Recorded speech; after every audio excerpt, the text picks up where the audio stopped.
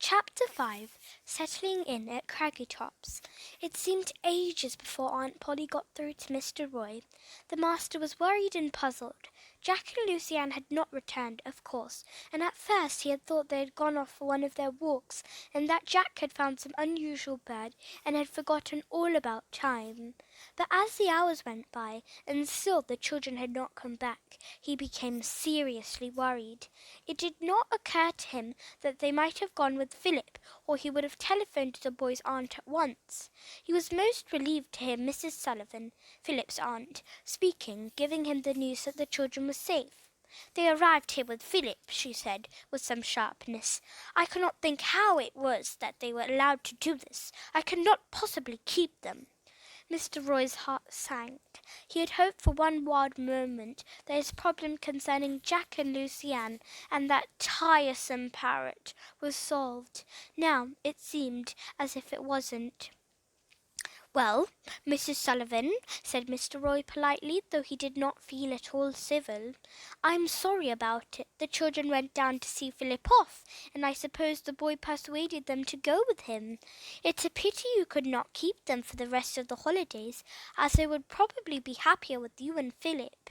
No doubt they have told you that their uncle cannot have them back these holidays. He sent me a cheque for a large sum of money, hoping that I could have them, but I should be pleased to hand this over to you if you felt that you could take charge of them, and we could get Mr. Trent's consent to it."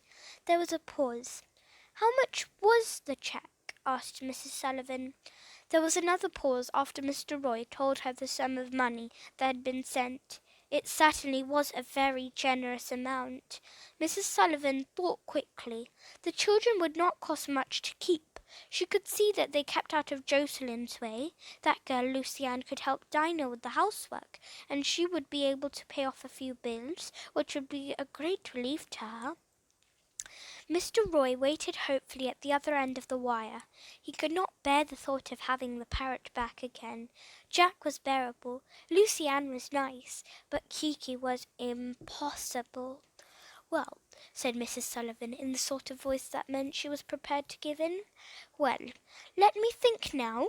It's going to be difficult because we've so little room here. I mean, though the house is enormous, half of it is in ruins, and most of it is too draughty to live in.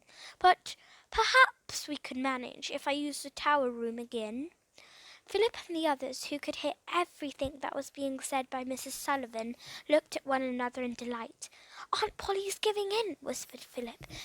And oh, Jack, I bet we'll have the old tower room for our own.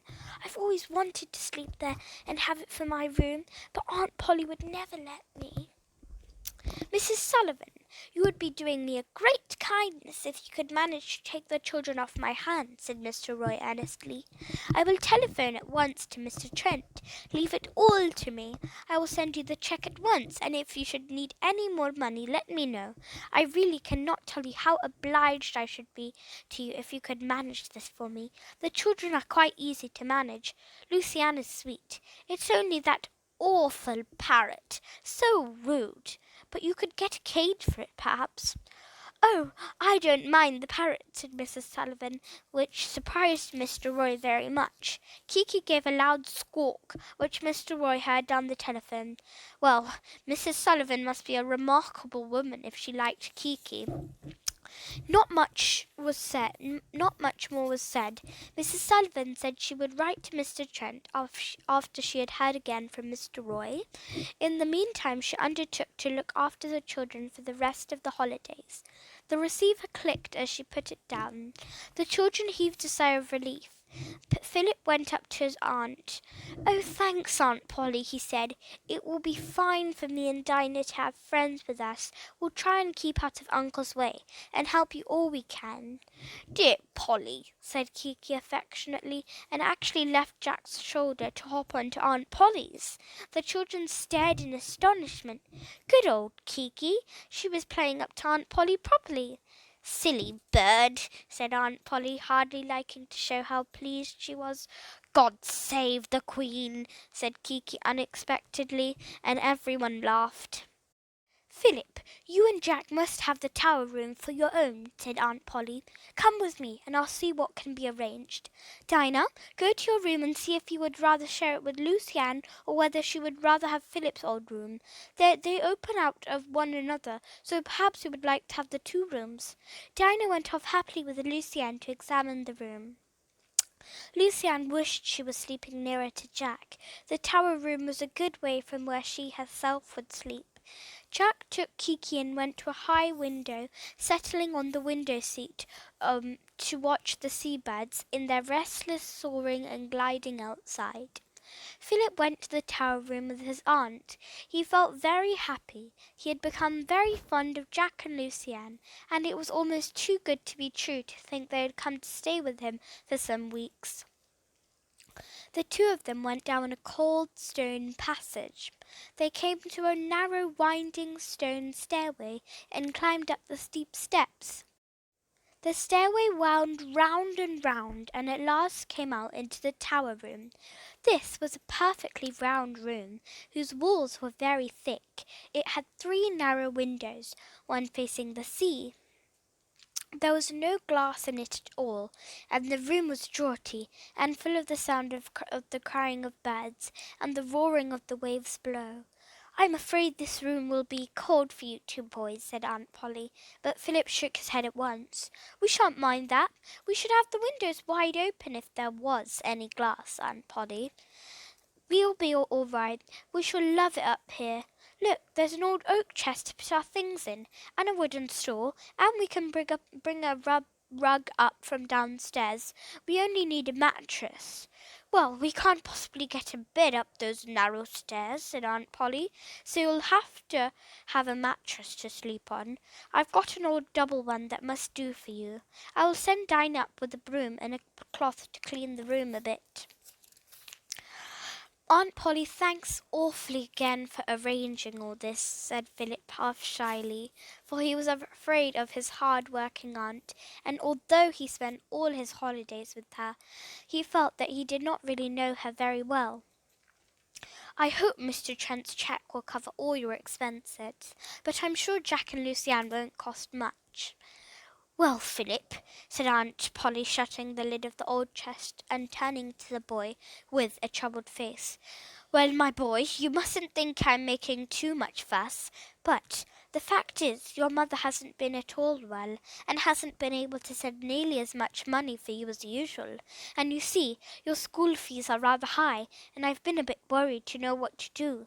You're old enough now to realize that dear old Uncle Jocelyn is not much use in bearing responsibility for a household, and the bit of money I have soon goes."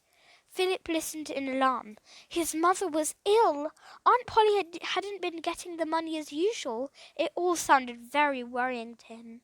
"What's the matter with mother?" he asked.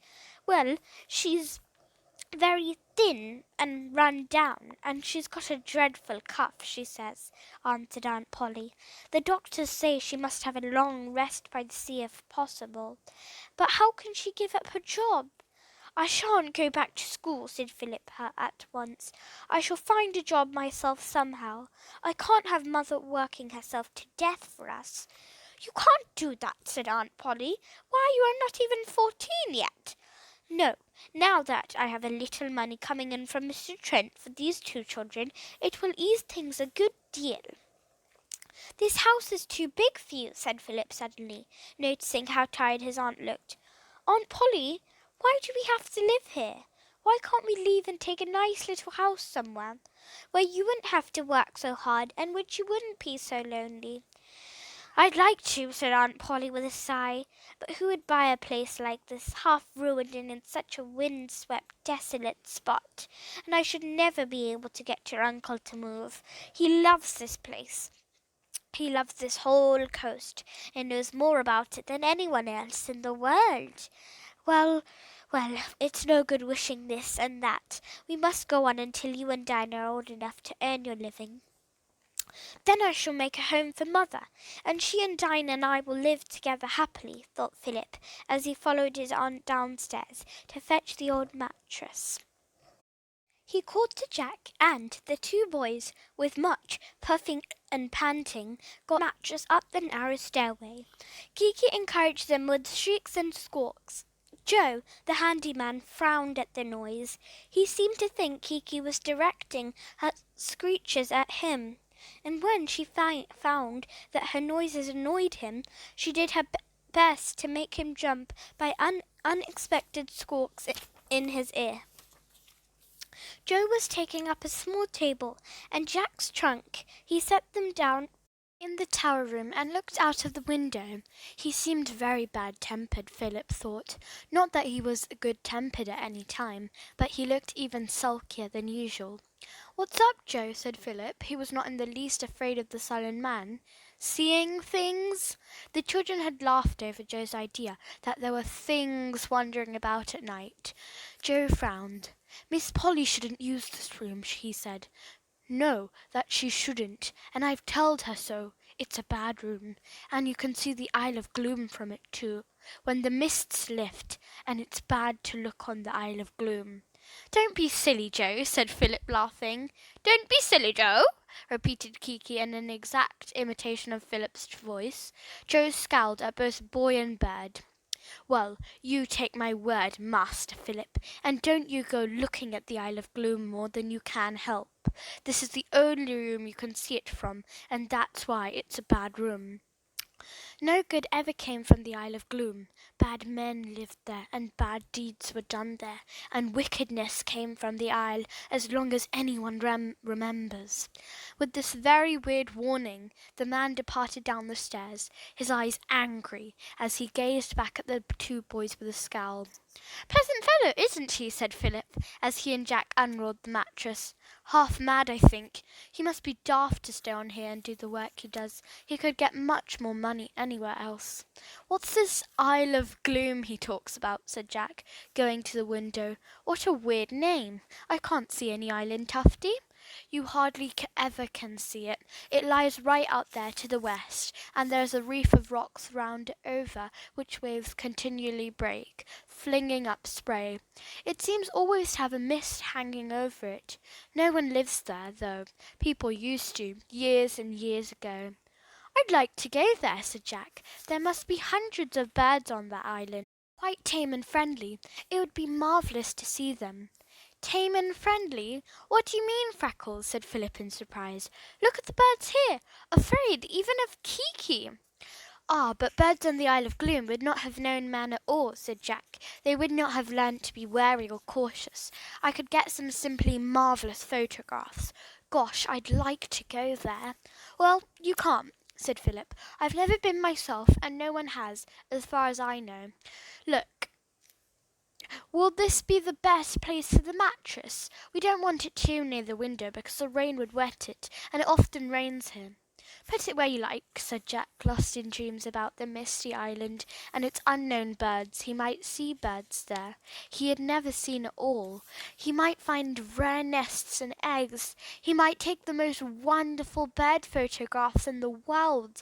Jack was quite determined to go to the Isle of Gloom, if he could, in spite of all Joe's frightening tales. "Come on down to the others," said Philip at last, putting the last of their clothes into the chest. "I can't say you've been much help, Jack. Come on, Kiki." They went down the narrow winding stair to find the others. It was good to think of the weeks ahead, with no work, no lessons, just bathing, climbing, rowing. They certainly would have fun. End of chapter 5.